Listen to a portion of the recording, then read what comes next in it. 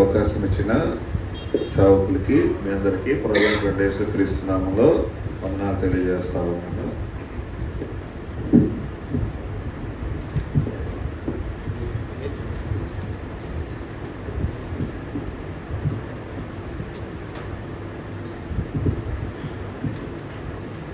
యోవేలు గ్రంథం 1వ అధ్యాయము 1 నుండి 4 వచనాలు చదువుకుందాం. పెతూయేలు కుమారుడైన యోవేలునకు ప్రత్యక్షమైన యెహోవా వాక్కు. పెద్దలారా ఆలకించుడి, దేశపు కాపురస్తులారా మీరందరూ చెవియొగ్గి వినుడి. ఇలాంటి సంగతి మీ దినాలలోనే కానీ మీ పితరుల దినములలో కానీ జరిగినదా? ఈ సంగతి మీ బిడ్డలకు తెలియజేయుడి, వారు తమ బిడ్డలకు ఆ బిడ్డలు రాబో తరం వారికి తెలియచేయుదురు. గొంగళి పురుగులు విడిచిన దానిని మిడతలు తినివేసి ఉన్నాయి, మిడతలు విడిచిన దానిని పసర పురుగులు తినివేసి ఉన్నాయి, పసర పురుగులు విడిచిన దాన్ని చీడ పురుగులు తినివేసి ఉన్నాయి. మత్తులారా మేల్కొని కన్నీరు విడువుడి. ప్రార్థన చేస్తాం. దయగలిగిన మహారాజా, ప్రేమ కలిగినటువంటి మహాతండ్రి, నీ కొందనాలు. మరొకసారి మీ పాద సన్నిధికి వస్తూ ఉన్నాం ప్రభా. మా అందరితో మీరు మీ వాక్యం ద్వారా మాతో సూటిగా మాట్లాడండి. నన్ను మీ శిలువ చాటును మరుగుపరచుకోండి ప్రభా. వ్యర్థమైన మాటలు ఏవి రాకుండా ప్రభా మీరు సహాయం చేసి పరలోకపు మాటలు మాకు దయచేయండి. మీ మాటలలో ఎండిన ఎముకలు మహాసైన్యంగా మారగల అటువంటి శక్తిని బలాన్ని మా అందరికీ దయచేసి నన్ను ఖాళీ చేసి మీ వాక్కులతో నింపమని నజరేయుడైన యేసుక్రీస్తు నామములో అడుగుచున్నాం తండ్రి, ఆమేన్. యోవేలు గ్రంథంలో కొన్ని విషయాలు మనం చదువుకున్నాం. యోవేలు గ్రంథాన్ని చిన్న ప్రవక్తల గ్రంథం అంటారు. అంటే మనం కూడా కొన్నిసార్లు ఈయన పెద్ద పాస్టర్ గారండి, ఈయన చిన్న పాస్టర్ గారని డివైడ్ చేస్తూ ఉంటాం. అంటే వీళ్ళు అలా చిన్నవాళ్ళు పెద్దవాళ్ళని కాదు. యెషయా గ్రంథంలో ఆయన చేత దేవుడు 66 అధ్యాయాలు రాయించాడు. ఇక్కడ ఈ గ్రంథంలో 3 అధ్యాయాలు యోవేలు గారు రాస్తూ వచ్చారు. కాబట్టి ఈయన్ని చిన్న ప్రవక్తలు గ్రంథాల్లో ఈయన పేరు చేరుస్తూ వచ్చారు. చూడండి, యోవేలు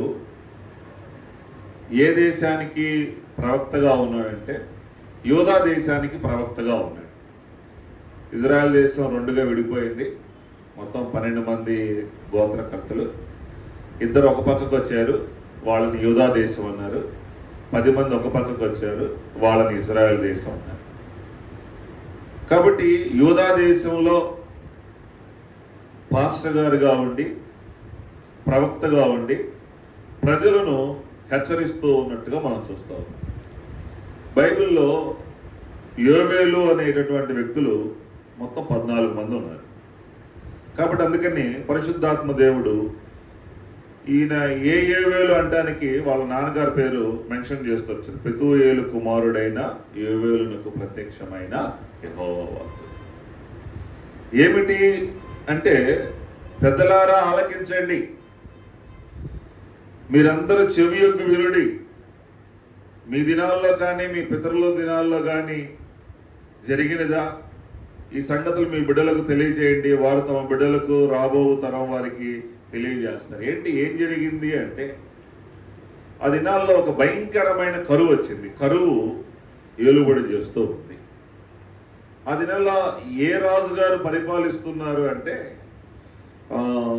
యెహోయాషు అనే వ్యక్తి రాజుగా ఉన్నాడు. యెహోయాషు మనకు టక్కన అతనికి గుర్తు రాకపోయినా అతనికి ముందు ఒక రాణి పరిపాలించింది, అతల్యా అని. ఆమె యూదా రాజులందరినీ కూడా వారి పిల్లలను చంపేస్తే సేవకుడు ఈ ఒక్క రాజు బిడ్డని జాగ్రత్తగా దాచిపెట్టి 7 సంవత్సరాల వరకు కాపాడి ఇతని రాజుగా చేశాడు. ఆ కాలంలో ఇతను ప్రవక్తగా ఉన్నాడు. అయితే సేవకుడు ఉన్నంత వరకు బాగానే ఉంది అతని రాజ్య పరిపాలన కానీ దేవుని విధానం కానీ. ఆయన ఎప్పుడైతే చనిపోయాడో చివరి దినాల్లో తన ఇష్టానుసారంగా జీవించాడు. ఎప్పుడైతే ఇష్టానుసారంగా జీవించాడో దేవుని యొక్క తీర్పు ఆ దేశం మీదకి వచ్చింది. దేవుడు మనం కూడా మన జీవితాల్లో కూడా మనం ఎప్పుడైతే ఆ పాపానికి అలవాటు అయిపోతూ ఉంటామో, లేకపోతే దేవునికి వ్యతిరేకమైన కార్యాలు చేస్తూ ఉంటామో, దేవుడు మన మీద కూడా ఆయన ఏం చేస్తాడంటే తీర్పు ప్రకటిస్తూ ఉంటాడు. పెద్దలారా ఆలకించండి, చిన్నలారా ఆలకించండి కదా. అంటే మన క్రైస్తవ్యంలో పాస్టర్ గారు వస్తున్నారంటే ఎంతో కొంత భయపడతారు, గౌరవం చూపిస్తారు. ఇంకా ముస్లిమ్స్లో కూడా మసీదులో చెప్పి ఆయన్ని ఏమంటారన్నా, ఆయన వస్తున్నారంటే కూడా నేను చాలాసార్లు చూశాను, వాళ్ళంతా గౌరవిస్తారు. ఆ సెంటర్కి వెళ్ళినప్పుడు ఆయన చేతి పట్టుకొని ముద్దు పెట్టుకుంటా ఉంటారు. ఇట్లాగా ప్రవక్తలు వస్తున్నారంటే ఆ దినాల్లో కూడా భయపడేవాళ్ళు. సమయాలు కూడా మనం చూస్తాం, ఆయన హడావుడిగా వస్తూ ఉంటే కొంతమంది ఎదురెళ్ళి, పాస్టర్ గారు మీరు సమాధానంగా వస్తున్నారా అంటే, ఆయన సమాధానంగానే వస్తున్నా లేపో, ఇగో యెషయా దగ్గర బలిద్దాం అంటే. ఆ దినాల్లో సేవకులను గౌరవిస్తున్నారు, వారు చెప్పే విషయాలు జాగ్రత్తగా వింటూ ఉన్నారు. అంటున్నాడు, పెద్దలారా ఆలకించండి, చిన్నలారా ఆలకించండి. మీ ముందు కానీ మీ వెనక కానీ ఇలాంటి విషయాలు జరిగినాయా? ఏం జరిగింది అంటే, దేవుడు ఆ దేశం మీదకి తీర్పు పంపించాడు. ఆ తీర్పులో ఏమని పంపించాడంటే, ఆయన గొంగళి పురుగులను పంపించాడంట. గొంగళి పురుగులు విడిచిన దాన్ని మిడతలు తినివేసి ఉన్నాయి, మిడతలు విడిచిన దాన్ని పసర పురుగులు తినివేసి ఉన్నాయి, పసర పురుగులు విడిచిన దాన్ని చీడ పురుగులు తినివేసి ఉన్నాయి. ఇక్కడ 4 రకాలైనటువంటి పురుగులు కనిపిస్తా ఉన్నాయి. ఇంతకీ పురుగులు సాతాను పంపించిందా, దేవుడు పంపించాడా? ఆపరేషన్ వెనక అధ్యాయంలో 3వ అధ్యాయంలో నా మహాసైన్యాన్ని నేనే పంపించాను అంటాడు. తర్వాత చూద్దాం. అంటే అవి దేవుడే పంపించాడు. ఒక్కొక్కసారి మన జీవితంలో కూడా ఏదో పాస్టర్ గారు దెబ్బ మీద దెబ్బ తగులుతుంది అంటుంటారు. దెబ్బ మీద దెబ్బ, ఇది అయిపోయిందిలే అనుకునే లోపు ఇంకోటి వచ్చి పడుతుంది. చూడండి, దేవుడు మిడతలను పంపిస్తే ఆ దినాల్లో కొంచెం ఒక 2-3 సంవత్సరాలు వెనక రాజస్థాన్ మిడతలు వచ్చినాయని చెప్పి టీవీలో వచ్చినాయి. పాప ఆయన సంవత్సరం అంతా పండించిన పంటని ఒక్క దెబ్బ, ఒక 10 నిమిషాల్లోనూ, 1 గంటలోనూ మొత్తం తినేసి వెళ్ళిపోతాయి.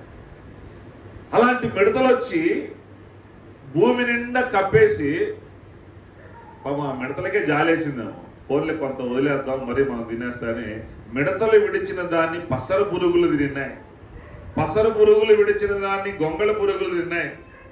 ఇలాగ ఒక్కొక్క పురుగు తినేయంగా రైతుకి ఏం మిగిలింది? కన్నీరే మిగులుతుంది. మన దేశం ఎక్కువగా వ్యవసాయం మీద ఆధారపడుతుంది.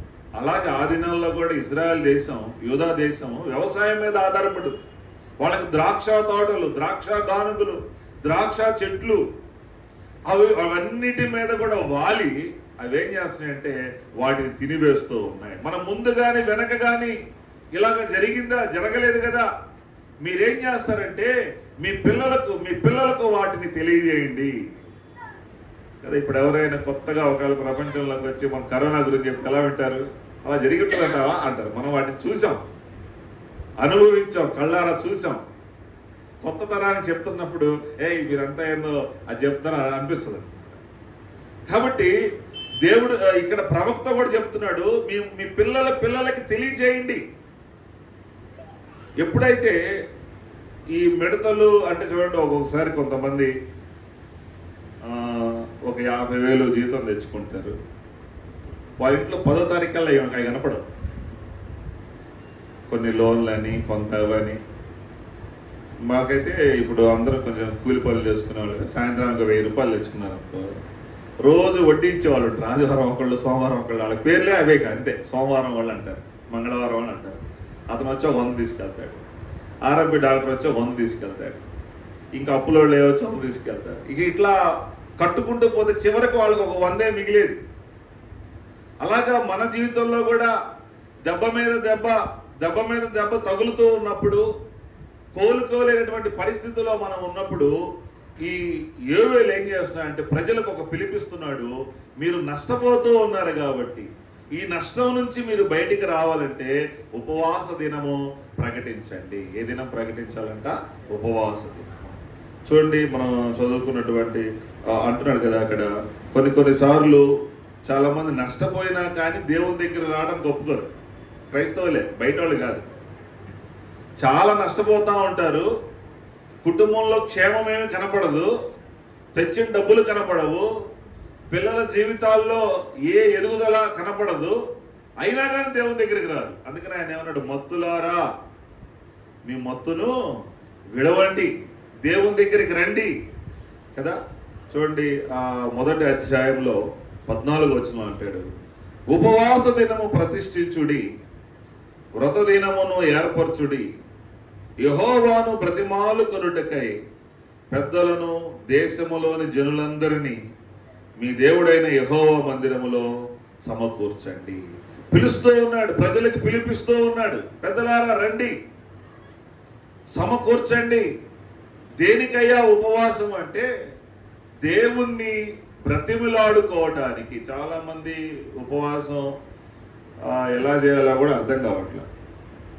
మా విశ్వాసం కావాలి, ఈరోజు బల్లారాధన కాబట్టి కొంచెం ముందు 3 రోజులు ఉపవాస కూటాలా పెడుతూ ఉంటాం.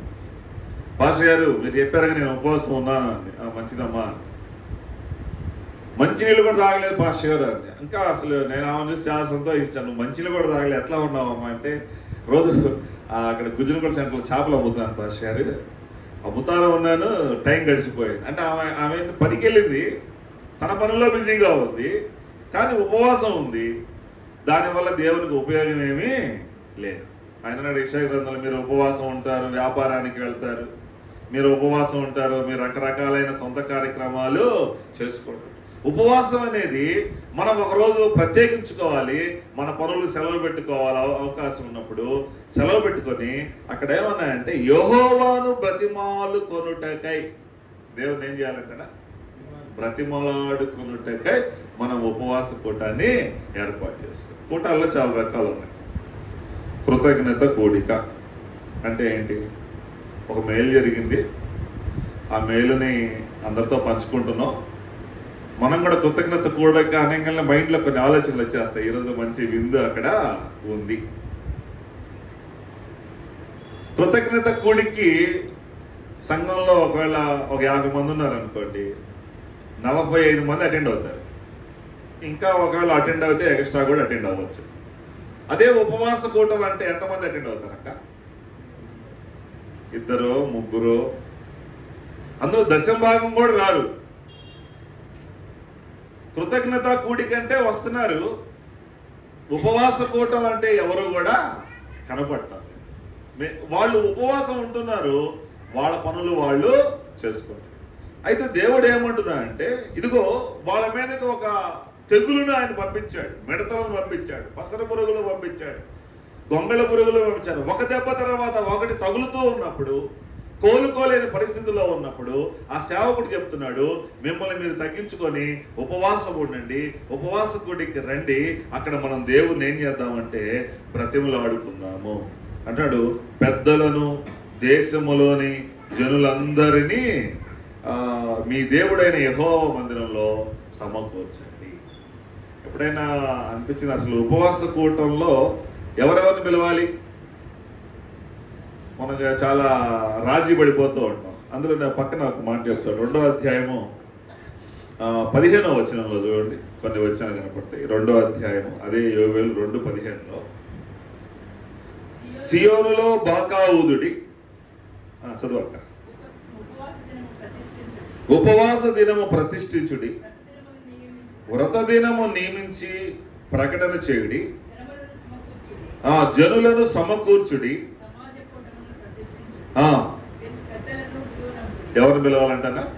పెద్దలను పిలవాలి. నెక్స్ట్ చిన్నవారిని. చిన్నవారిని అంటే ఎవరు? వీళ్ళు ఒక 5-6 ఏళ్ళు 10 ఏళ్ళ లోపు ఉన్న వాళ్ళని చిన్నవాళ్ళని.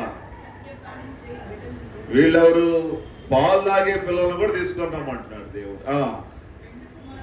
పెండ్లి కుమారుడు అంతఃపురంలో నుండి, పెండ్లి కుమార్తె గదిలో నుండి రావాలి. దేవుడు చెప్తున్నాడు ఎవరెవరు ఎట్లా ఉపవాసం. మనం చాలా రాజు వాళ్ళండి, పిల్లలండి, తెలియదులేండి, మన సమస్యలో పోవాలి, దేవుని బ్రతిమలాడుకోవటానికి. కుటుంబంలో ఏం అర్థం కావట్లేదు, ఎంత సంపాదించినా ఏం కనపడటంలా, సమస్యలు ఎక్కువగా ఉన్నాయి.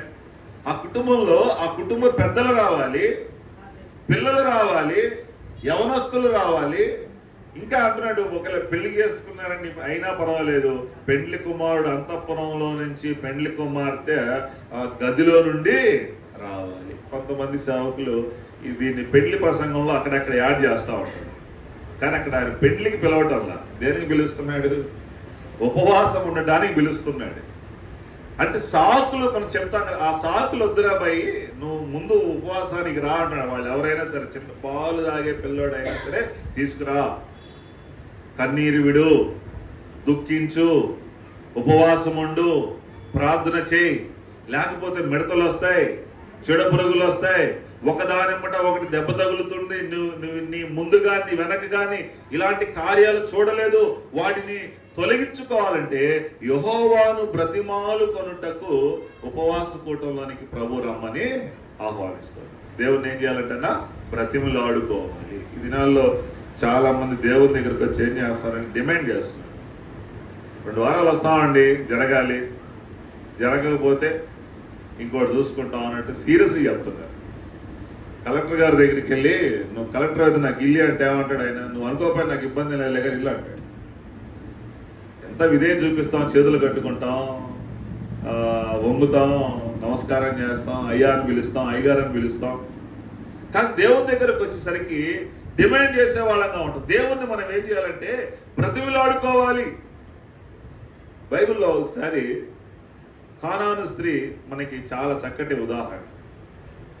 ఒకరోజు యేసు ప్రభువు వారు వెళ్తున్నాడు, తన పనదానం చేసుకుంటున్నప్పుడు, దావీదు కుమారుడా నన్ను కరుణించు, మా అమ్మాయి దెయ్యం బట్టి బహుగా బాధపడుతుంది. ఇక ఆ బాధను మనం వర్ణించలేము. ఎలా పిలిచి ఉంటుందన్నా, నేను మైక్లో తక్కువ కలిసాను కానీ ఆమె ఇంకా ఎక్కువ కలిసి ఉంటుంది. చాలా బాధ. ఒకసారి ఒక సిస్టర్కి మా వీధిలో దెయ్యం పట్టింది. పాపం వాళ్ళు హిందువులు. అయితే నేను ఆమెను గమనిస్తుంటే పాపం మంచి ఇట్లా ఉన్న మనిషి పెట్టి అయిపోయింది. ఏంటక్క ఎట్లా అయిపోయావంటే, ఇది పాప బాగోలేదు పాస్ గారు అంటే, వాళ్ళు తిరగని చోట లేదు. నేను ఉపవాసం ఉంటున్నానక్క, మందిరానికి రండి, అక్కడ ప్రార్థన చేద్దాం, ఇబ్బంది ఏం లేదు, దేవుడు సహాయం చేస్తాడంటే ఎన్రాళ్ళు 35,000 కట్టి అంతరం కట్టించుకొచ్చుకున్నారు. నేను కంగు తిన్నాను. అంతరాలు ఏమైనా రూపాయిగా 100కి 50 కడుతున్నారేమో అనుకునేవాడు. 33,000 35,000 అని దాని గురించి గొప్పలు చెప్పుకుంటుంటే, ఓ నాయన ఈ వ్యాపారం ఏదో బాగున్నట్టుంది వాళ్ళకి. సరే మనం ఏం చేస్తాం అంటే, ఆమె ఎంతగా కృంగిపోయిందంటే, ఆమె నేను లైవ్లో చూసినప్పుడు నాకు కానాను స్త్రీ గుర్తుకొచ్చింది. దావీదు కుమారుడా, నా కుమార్తె దెయ్యం బట్టి బహుగా బాధపడుతుందయ్యా అంటే, యేసు ప్రభు స్పందించాడా? స్పందించలేదు. ఒక్కొక్కసారి మన జీవితంలో కూడా ఒక్కొక్క సమస్య కోసం బహుగా ప్రార్థన చేస్తాం, ఏడుస్తాం, గట్టిగా ప్రార్థన చేస్తాం, కానీ అవతల నుంచి ఏమి సమాధానము రాదు. వెంటనే మనం నిరుత్సాహపడగలం. అప్పుడు శిష్యులు ఏం చేశారు? రికమెండేషన్ చేశారు. యేసు ప్రభు, బోధకుడా, ఈ మనిషి ఇలా కేకలేస్తుంది. మత్తయి సువార్తలో కనపడుతుంది మనకి 15వ అధ్యాయము 17వ అధ్యాయంలో. బోధకుడా, ఈ మనిషి కేకలేస్తుంది, ఏమైనా సహాయం చేయంటే ఆయన అన్నాడు, నేను ఇశ్రాయేలు ప్రజలు ఇంటి వారి కోసమే వచ్చాను కానీ బయట వాళ్ళకి రాలేదు. మార్కు సువార్తలో చదివా ఇది ఎలా ఉందా అని. అక్కడ అంటాడు, మొదట పిల్లలు తిని తృప్తి పొందాలి అంటాడు. అంటే దాని విషయం ఏంటంటే, ఇప్పుడు నేను వచ్చి అడిగాను, మా భాషాబాయిని అడిగాను, నా హెల్ప్ చేయండి అన్న, మా వాళ్ళు ఉన్నారనా అంటే అర్థమైంది. లేకపోతే కొన్ని చోట్ల భోజనాలు జరిగేటప్పుడు కొంతమంది వస్తారని అన్నం పెట్టండి, అమ్మా ఇంకా మా వాళ్ళు ఉన్నారమ్మా అంటే అర్థం ఏంటి? మా వాళ్ళు తిన్నాక పెడతామమ్మా, మిగిలితే లేకపోతే లేదు. మా వాళ్ళు ఉన్నారమ్మా అంటే మా కులస్తులు ఉన్నారమ్మా, వాళ్ళు అయిపోయాక చూస్తామంటే వస్తారన్నా చర్చికి. బయటికి వెళ్ళి ఎంతగా మనల్ని ఏకిపారేస్తారు. యేసు ప్రభు అన్నాడు, అదే అన్నాడు, అమ్మ నేను ఇశ్రాయేలు ప్రజలు ఇంటి వారికే వచ్చాను కానీ వాళ్ళ కోసం రాలేదు. మార్కు సువార్తలో అంటాడు, మొదట పిల్లలు తిని తృప్తి పొందాలి, తర్వాత అప్పుడు అయినా కానీ ఆమె ఏం చేసిందంటే, అయినను ఆయనకు మ్రొక్కి నమస్కారం చేసింది. మనమైతే ఎవరైనా ఇప్పుడు నేను వెళ్ళి అంత మావాడు ఉన్నారా అంటే ఇంక అసలు అటువైపు చూసేవాడు కూడా కాదేమో. అయినను ఆమె ఆయనకి మ్రొక్కినప్పుడు అప్పుడు ఆయన కరుణించి ఆయన ఏమన్నాడు? కరుణించి పోలేమో, నీ బాధ నేను చూశాను అసలు ఇంత అన్నాడు. అమ్మా కుక్క పిల్ల అది ఏమన్నాడు, రొట్టెని నా పిల్లలకి తెచ్చాను, కుక్క పిల్లలకు కాదు అన్నాడు. ఇంకా ఆయన కరుణించలే. ఆ మాటకైనా అసలు వెళ్ళిపోవాలి. ఏమని తిట్టాడు అక్క అని? కుక్క అని తిట్టాడు. కుక్క పిల్లలు ఇవ్వడానికి ఇష్టం ఆమె కుక్కనేగా అంది. కానీ ఆమె ఇంకా దేవుణ్ణి బ్రతిమలాడుకుంటుంది. అయ్యా, యజమానుడు బల్ల మీద భోజనం చేస్తున్నప్పుడు చిన్న చిన్న కుక్క పిల్లలు ఉంటాయి కదా బాబు, ఆ పడిపోయిన మొక్కని కుక్క పిల్లలు తింటాయి కదా, అదే నాకు ఇప్పియమన్నప్పుడు, అంటే దేవుణ్ణి ఏ స్థాయిలో బ్రతిమలాడుకుందో చూడండి. కొంతమంది రాంగల్నే పని అయిపోవాలనుకుంటారు, ఎందుకు రాంగల్నే ఇక టకటక అయిపోవాలనుకుంటారు. నేను సేవలో కూడా గమనించింది ఏంటంటే, రాంగలు అన్నీ రావు, చేస్తా ఉంటే వస్తాయి, నిలబడితే వస్తాయి. దేవునికి నమ్మకంగా ఉంటే ఒక్కోటి ఇస్తూ ఉంటాయి. నేను ఫిబ్రవరిలో కూటాలు స్టార్ట్ చేశాను, పెడుతూ ఉన్నాను చిన్నగా ఒక్కోటి పెడుతూ. నా దగ్గర ఒక బుడ్డ కుర్రోడు ఉంటాడు, ఎప్పుడు ఆయన కూడా తిరుగుతూ ఉంటాడు. భాష గారు నేను లైవ్ తీస్తారన్నాడు. అరే ఏంటి మన దగ్గర నేను చూసుకుంటాను భాష గారు అన్నాడు. సరే చూసుకారు, నన్ను మాత్రం ఇబ్బంది పెట్టవాగరా. పాపం వాడు ఒక ఉత్తి ఫోన్ ఒకటి తీసుకొచ్చాడు వాళ్ళ అమ్మ దగ్గరికి, అదేదో ఆగిపోయి అసలు ఆ ఫోన్ వాడు తీసుకొని తిరుగుతున్నాడు. నేను చూసా పైనుంచి వాక్యం చేయబోటు పాపం చేయబట్టుకుని అట్లాగే ఉన్నాడు. మొదటి రోజు మీటింగ్ అయ్యాక ఏదిరా అది రికార్డే చేసి అక్కడ చూపిరా అంటే అది అసలు రావట్లే. లేదు పాష గారు అన్నాడు. సరే రెండో రోజు గట్ట పట్టుకున్నాడు. నాకు అప్పుడు అనిపించింది ఒక స్టాండ్ కొనుక్కుంటే బాగుండని అనిపించింది. అది రాదని నాకు అర్థమైపోయింది, ఇదేదో అది వచ్చే ఫోన్ కాదులే అని అర్థమైపోయింది. ఆ రోజు నేను ప్రేయర్ చేసుకున్నా, ప్రభా ఒక ఫోన్ ఒక స్టాండ్ ఉంటే మంచిది ప్రభా. కాలం గడుస్తూ ఉండగా మొన్న మీటింగ్లో కొన్నాం. ఒక ఫోన్ కొనుక్కోవడానికి ఒక స్టాండ్ కొనుక్కోవడానికి దేవుడు సహాయం చేశాడు. అప్పుడు అనిపించింది అంటే మనం వెళ్ళంగానే ఏం జరగవు. మనం వెళ్ళినప్పుడు మనం నిలబడతామని దేవుడు అనుకున్నప్పుడు ఆయన తగిన కాలంలో మనకి అవన్నీ కూడా ఆయన ఏం చేస్తాడంటే సహాయము చేస్తాడు. కాబట్టి ఇక్కడ కూడా ఈ స్త్రీ దేవుని దగ్గరకు వచ్చి బ్రతిమలాడుకుంటుంది. అయ్యా నా ఒక్కగానొక కుమార్తె బహుగా బాధపడుతుంది, స్వస్థపరచమంటే ఆయన చాలాసార్లు నిరాకరించాడు. తర్వాత ఆమెలో విశ్వాసం చూశాడు.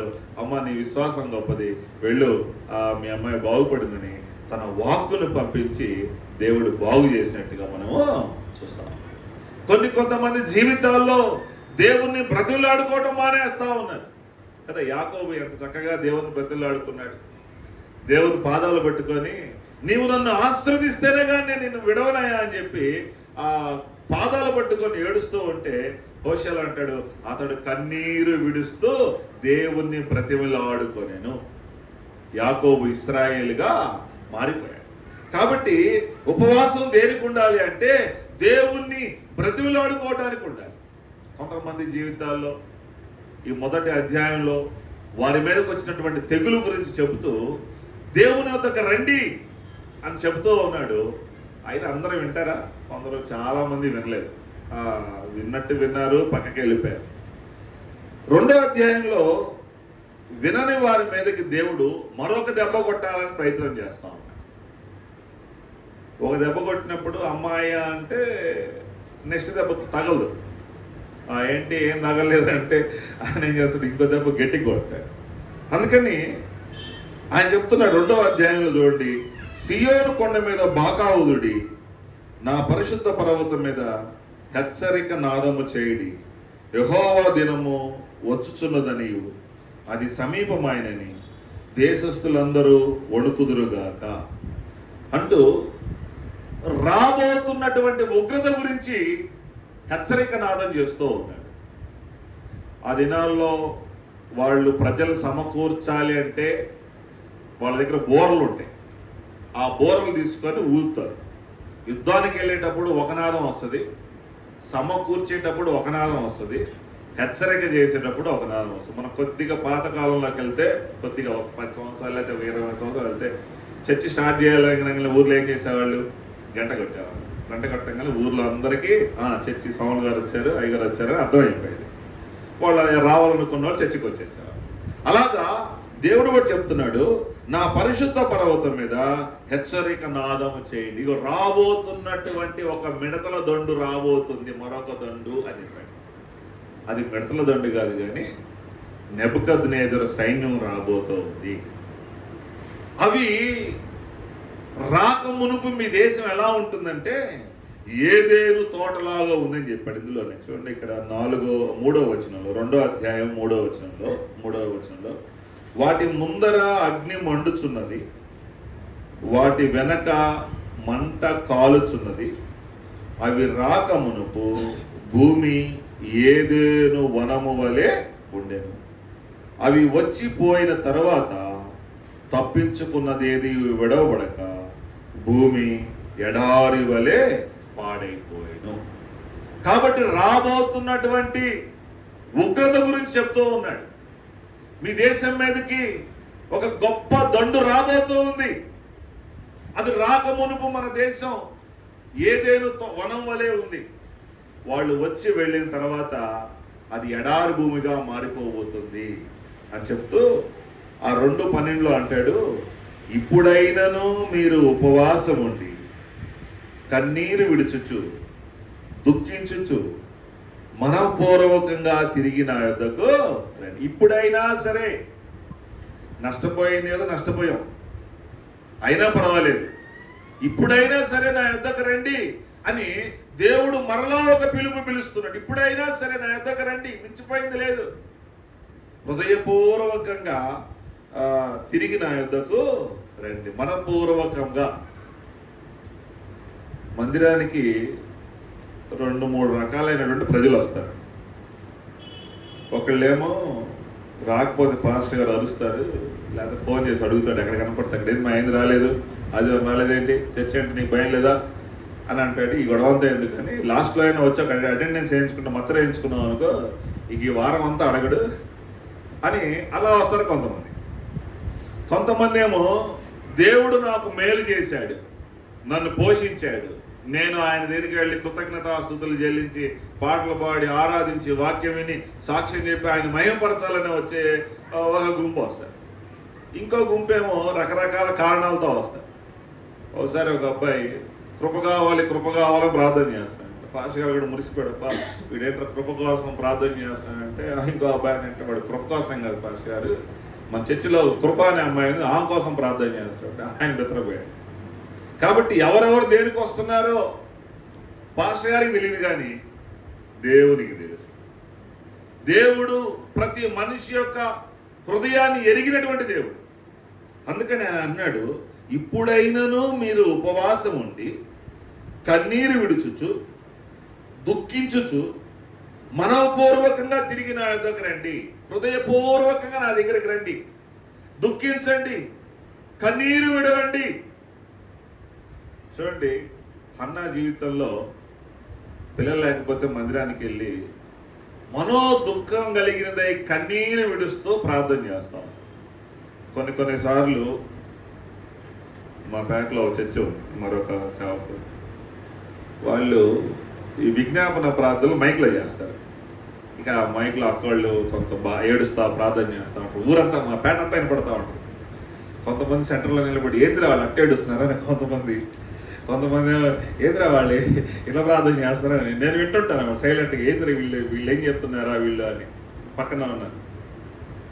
మనం పక్కన ఉన్న వాళ్ళకి వినపడినా వినపడకపోయినా, అన్న దేవుని మందిరంలోకి వెళ్ళింది, ఎదురు పాస్టర్ గారు కూర్చున్నారు, ఆయనకి వినపడలే, ఆమె చేసిన ప్రార్థన ఆయనకి వినపడలే. చూశాడు, ఏంటి పెదాలు వదులుతున్నాడు, మాయ్ ఏది పొద్దున్న 90 దాకా వచ్చావా అని అడిగాడు. అసలు ఆ మాటకైతే మనం చర్చికి రావు, మన భాషలో చెప్పారు, ముందాగా వచ్చావా ఏంది అంటే, మామూలుగా ఒకవేళ మనం ఆ స్టేజ్లో ఉన్న విశ్వాసం ఉన్నాం, కానీ పాస్టర్ గారు నేను ఈ చర్చికి రాని వెళ్ళిపోయావా. కానీ ఆ మనిషి అందేయా, నా మనోదుఖం, నేను బాధపడుతున్నాను, నేను కన్నీరు విడిచి ప్రార్థన చేసుకుంటున్నా అన్నప్పుడు కనీసం ఏలి గారు ఏం చెప్పాలి, సారీ అని అనాలా. ఆయన మనిషి సారీ చెప్పేది అన్నట్టు అనుకున్నాడు. సర్లేపో, నువ్వు చేసిన దేవుడు సహాయం చేస్తాడు, లేపో నువ్వు కోరుకుదా అంటే ఆయనకి ఇగో అడ్డొచ్చింది. ఎందుకంటే ఆ దినాల్లో సేవకుడు అంటే ఏంది, మరణశిక్ష విధిస్తాడు, దేశంలో నుంచి వెలివేస్తాడు.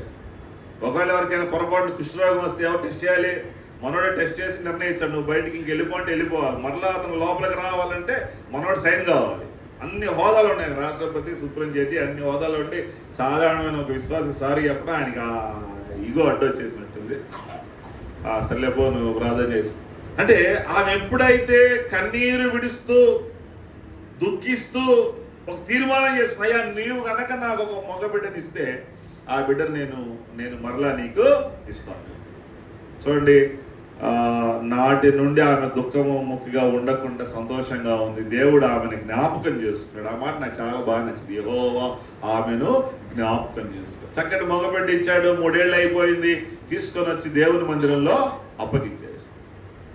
దేవుని మందిరంలో ఎవరున్నారన్నా ఆ దినాల్లో?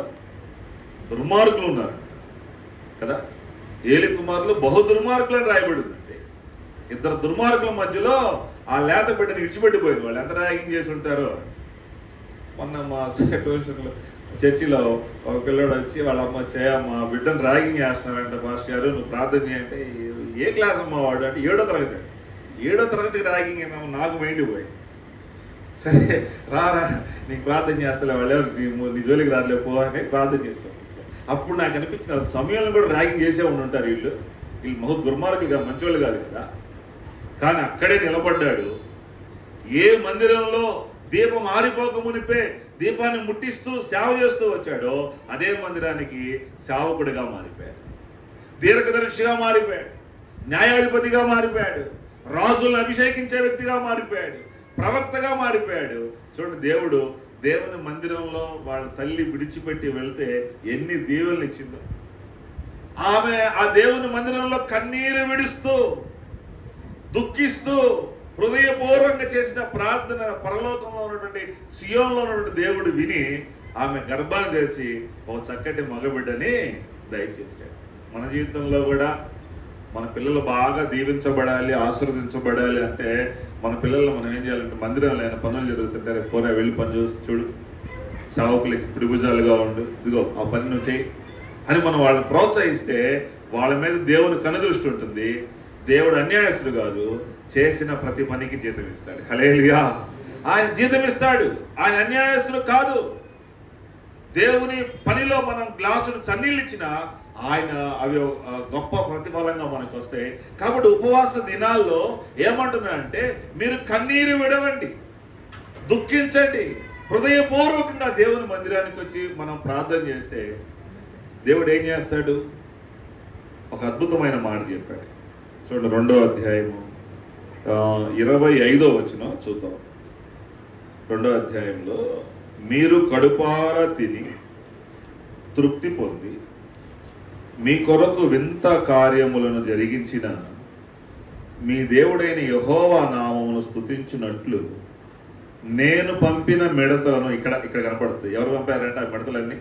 నేను పంపిన మిడతలను, గొంగళి పురుగులను, పసర పురుగులను, చీడ పురుగులను అను నా మహాసైన్యము తినివేసిన సంవత్సరముల పంటను మీకు మరలా నిత్తును.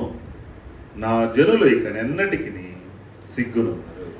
దేవుడు ఎంతటి వాగ్దానం చేశాడు. ఎప్పుడైతే మనం తగ్గించుకొని కన్నీరు విడుస్తూ హృదయపూర్వకంగా దేవుని బ్రతిమలాడుకుంటామో, దుఃఖిస్తామో, దేవుడు ఒక అద్భుతమైన వాగ్దానం చేస్తున్నాడు. ఏ పురుగులైతే నీ ఆస్తిని తినేసినాయో, ఏ పురుగులైతే నీ గౌరవాన్ని తినేసినాయో, ఏ పురుగులైతే నీ కుటుంబాన్ని తినేసినాయో. ఒక్కొక్కసారి మనం ఏమేం పోగొట్టుకున్నామో, ఒక్కోసారి ప్రార్థనా జీవితాన్ని పోగొట్టుకుంటాం, ఒక్కోసారి అభిషేకాన్ని పోగొట్టుకుంటాం, ఒక్కోసారి ఆర్థికంగా బలహీనం అయిపోతాం, ఒక్కోసారి మర్యాదను పోగొట్టుకుంటాం, ఒక్కొక్కసారి కుటుంబంలో వ్యవస్థను పోగొట్టుకుంటాం. ఈ రాత్రికాల సమయంలో దేవుడు వాగ్దానం చేస్తున్నాడు, నీ ఏది పోగొట్టుకున్నా సరే నువ్వు హృదయపూర్వకంగా దేవుని దగ్గరకు వచ్చి తగ్గించుకొని కన్నీరు విడుస్తూ దేవుని బ్రతిమలాడుకుంటే దేవుడట ఆ పసర పురుగులకి మరలా ఆజ్ఞయిస్తాడు, నీ వెళ్ళి మొత్తం కక్కేసామని చెప్తాడు. మనము పోగొట్టుకున్నది మరలా దేవుడు మనకి దయచేస్తాడని వాగ్దానం చేస్తూ ఉంటాడు. కాబట్టి కొంతమంది అంటుంటారు, ఎక్కడ ఓడిపోయామో అక్కడే గెలవాలి, పోగొట్టుకున్న దాన్ని ఎక్కడ పోగొట్టుకున్నామో అక్కడే వెతుక్కోవాలి. దేవుడు కూడా మనకు ఒక గొప్ప అవకాశం ఇస్తున్నాడు. నువ్వు పోగొట్టుకున్న దాన్ని మరలా సంపాదించుకోవడానికి ఏముండాలంట? ఉపవాసం ఉండి కన్నీరు విడుస్తూ దేవుణ్ణి బ్రతిమలాడుకుంటూ హృదయపూర్వకంగా నువ్వు ప్రార్థన చేస్తే ఆయనకు అసాధ్యమైంది ఏది లేదు. ఆయన మనల్ని తోసేయడు. ఆయన మన తండ్రి కదా. అసలు ఉపవాసం ఉన్నప్పుడు దేవుడు చలించిపోతుంటాడు. మనం ఉపవాసం ఉండాలని ఆయనకి ఇష్టం ఉండదు. చూడండి, కొన్నిసార్లు పిల్లలు ఏదో అడుగుతారు, ఫోన్ కొని నాన్న. సరే, మనం ఏదో 2000 ఫోన్ తీసుకెళ్ళి ఇచ్చాం అనుకో, తీసుకుంటారక్క. ఈ రోజుల్లో ఎత్తి మన మొహాన్ని కొడతారు. 25,000 ఫోన్ కావాలంటారు, మినిమం 25,000. అరే డబ్బులు ఏడున్నాయి, డబ్బులు లేవు, ఇప్పుడు కుదరదురా బాబు అంటే వాళ్ళు ఏం చేస్తారన్నా? అన్నం తింటాం మానేస్తారు. ఓ రోజు చూస్తాం, రెండో రోజు అన్నం తినలేదు పిల్లలంటే తండ్రికి ఎలా ఉంటుంది? బాధపడతాడు. మూడో రోజు కూడా అన్నం తినలేదు అనుకో, అంటే మా ఎక్కడో చోట వడ్డీకి తీసుకుని అయినా ఆ పిల్లకి ఫోన్ కానీ. అలాగే దేవుడు కూడా మనం ఎప్పుడైతే కడుపు మార్చుకున్నామో ప్రత్యేకమైన దృష్టి పెడతాడు. ఎందుకు వీడు అన్నం తినటం లేదు, ఏ సమస్య మీద తినటం లేదు అని మనం హృదయపూర్వకంగా బ్రతిమలాడుతూ ఉంటే ఆయన మనల్ని కాదు అనలేడు. అలానే గొంతమ్మ కోరికలు కోరుకోకూడదు. వేరే అంటే ప్రార్థన ఆయనకి ఇష్టమైన ప్రార్థన అయితే ఖచ్చితంగా జవాబు మనకి ఆయన దయచేస్తాడు. కాబట్టి ఆ ఉపవాసం ఉన్నప్పుడు హృదయపూర్వకంగా వారు కన్నీరు విడుస్తున్నప్పుడు ఏమైతే పోగొట్టుకున్నామో దాన్ని దేవుడు మరలా మనకి తిరిగి దయచేస్తాడు. తప్పిపోయిన కుమారుడు తన తండ్రి ఆస్తిలో తీసుకొని దూర దేశానికి వెళ్ళి మొత్తం పాడు చేసి అక్కడ పందులు పొట్టు తింటున్నప్పుడు లైట్ వెలిగింది. అరే మా ఇంట్లో చాలామంది పొలావు తింటున్నారు, ఇక్కడ నేను కనీసం ఈ పందుల పొట్టు కూడా నోచుకోలేదు. అయితే మా నాన్న దగ్గరికి వెళ్తాను, తప్పు అయిపోయిందని ఒప్పుకుంటాను, ఆయన రాణిస్తే ఇంట్లో ఒక కూలివాడిగా నేను జారుతానని తనకు బుద్ధి వచ్చినప్పుడు దేవుని వైపు తిరిగాడు, తండ్రి వైపు తిరిగాడు. దూరం నుంచి వస్తుంటే తండ్రి చూసి మొట్టమొదటిగా కనికరపడ్డాడు. కనికరపడి అప్పుడు ఈయన కూడా పరిగెత్తుకుంటూ వెళ్ళి కౌగిలించుకొని అన్నాడు ఆ పనివాళ్ళని చూసి, ఇతనికి వస్త్రాలు ఇవ్వండి, పోగొట్టుకున్న చెప్పులు ఇవ్వండి, ఉంగరం ఇవ్వండి అని ఆ పోగొట్టుకున్నవన్నీ ఇప్పించాడా లేదన్నా? అవి రావాలి అంటే మనం దేవుని వైపు తిరగాలి, దేవుని దగ్గరికి రావాలి, దేవుణ్ణి బ్రతిమలాడుకోవాలి. హృదయపూర్వకంగా మనం దేవుని మందిరానికి వచ్చి దేవుని స్తుతించినప్పుడు నువ్వు పోగొట్టుకున్న దాన్ని దేవుడు మరలా నీకు దయచేస్తాడు. ఈ రాత్రికాల సమయంలో ఏం పోగొట్టుకున్నామో, కొన్నిసార్లు మర్యాదను గౌరవం పోతుంది, తలెత్తుకోలేదు. తల దించిన చోటే దేవుడు మరలా మన తలను ఎత్తగలడు. యోసేపు జీవితంలో ఒకరోజు పరిస్థితి ఏంది? అందరూ ఐంద్రా అంటే యోసేపు తలగా ఉంచుకొని మాట్లాడు, కనీసం తల ఎత్తే ఛాన్సే లేదు. కానీ కొన్ని సంవత్సరాల తర్వాత పరిస్థితి ఏంటి? యోసేపు తలెత్తితే అందరూ తలలు దించారు, తలెత్తి మాట్లాడిన ఒక్కడు కూడా లేదు. అంటే దేవునికి అసాధ్యమైంది ఏది లేదు. ఎక్కడ అవమానపడ్డామో అక్కడే మనల్ని తలగా మార్చగలటువంటి దేవుడు. మన శత్రువులు ఎదుట మనకి భోజనం సిద్ధపరచగలటువంటి దేవుడు, మన శత్రువులు ఎదుట మన తలని నూనెతో అంటగలటువంటి దేవుడు. ఆయనకు అసాధ్యమైంది ఏది లేదు. మనం పోగొట్టుకుని సంపాదించుకోవాలి అంటే మనం చేయాల్సింది ఉపవాస ప్రార్థనలోనికి రావాలి, మందిరంలోనికి రావాలి. చూడండి, దినాలు ఎలాంటి దినాల్లోకి వచ్చేసాం? భయంకరమైన విగ్రహారాధన. ఎటు చూసిన ఒకసారి ఒక బొమ్మ దగ్గర ఉండి నేను గమనిస్తుంటే నాకు ఒక షాకింగ్ ఇచ్చింది. అంటే అంతకుముందు నేను ఆడపిల్లలు డాన్స్ చేయడం చూడలే, ఇప్పుడు ట్రెండ్ మారిపోయింది. ఆడపిల్లలు మగపిల్లలు కలిసి అంటే పాపం ఎంత త్వరగా విస్తరించిపోతుంది. నాకు అనిపించింది, ఇక్కడ ఎవరి వీళ్ళకి స్వార్థ చెప్తారు, హరిచి చెబుదామా అంటే మనం తీసుకెళ్ళి లోపలేస్తారేమో. అంటే పరిస్థితులు చకచకచగా మారిపోతూ ఉన్నాయి. ఈ పరిస్థితులు మారిపోతున్నటువంటి ఈ సమయంలో భారముతో మనం ఉపవాసం ఉండి ప్రార్థన చేసే వ్యక్తులంగా ఉండాలి, కన్నీరు విడిచే వ్యక్తులంగా ఉండాలి, దేవుణ్ణి బ్రతిమలాడుకునే వ్యక్తులంగా ఉండాలి. అయ్యా నా దేశాన్ని బాగు చేయి, నా దేశాన్ని ఈ విగ్రహారాధన నుంచి విడుదల దయచేయి ప్రభువా అని మనం ఎప్పుడైతే కన్నీరు విడుస్తామో మన కన్నీరు దేవుడు దాటిపోడు, మన కన్నీరుని ఆయన కవిలలో దాచి ఉంచుతాడు.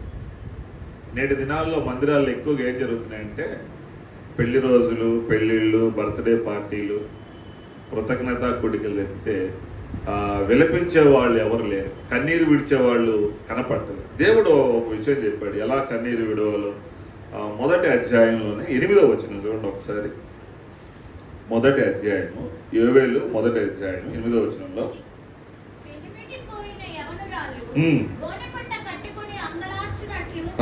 నీవు అంగలార్చము. ఎలా అంగలార్చాలంటే భాషన అప్పుడే ఒక పెళ్ళై 1 సంవత్సరం అవుతుంది, చక్కగా ఉన్నారు, చిలకా గోరింకలాగా ఉన్నారు, చక్కగా వాళ్ళ వివాహ జీవితం గడుస్తూ ఉంది. సడన్గా మరి బాబుకి ఏమైందో తెలియదు కానీ ఆ పెళ్లికో మాట చచ్చిపోయాడు. ఆ యవనరాల ముందు ఎలాంటి పరిస్థితి, ఆ పిల్లల్ని ఎవరూ ఓదార్చలేకపోతూ ఉన్నారు. తన యవనరాలు తన భర్తను పోగొట్టుకునే యవనరాలు గోనె పట్టుకుని ఎలాగైతే అంగలారుస్తుందో అలాగ మనం అంగలార్చాలని దేవుని వాక్యం. కానీ మనకేంటో చుక్క కూడా రావటం లేదు. మనకేంటో పక్కన ఉన్న వాళ్ళు పాడైపోతున్నారు కదా. పాత రోజుల్లో పెరాసిస్ వచ్చిన కుష్టి వ్యాధిని ఏమంటారట, లెప్రసీ కదా. వాళ్ళు డిపార్ట్మెంట్ వాళ్ళు చెక్ చేయడానికి వస్తారు, వచ్చి చెయ్యి ఇట్టి అని చెప్పి పొడుస్తుంటారు గుడిసూలు పెట్టి.